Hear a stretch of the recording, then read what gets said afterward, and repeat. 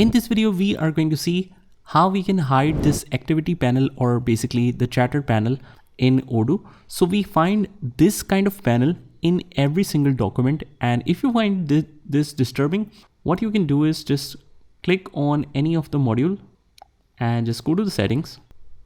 And from here, just scroll all the way down to the bottom in the journal settings. Make sure you are in the journal settings and then click on activate the developer mode. Once you have that done, you can now go to the vendor and just open the vendor bill again.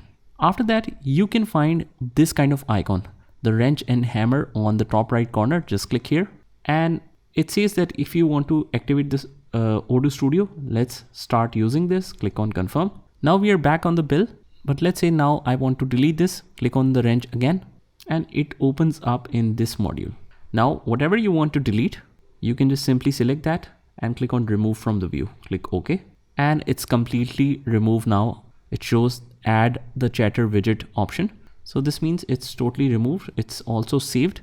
We can just close out of here and you get the full view now. Now, if we check any other bill, let's say we want to open this, we always get the full view without the chatter session. So this is how you can close this.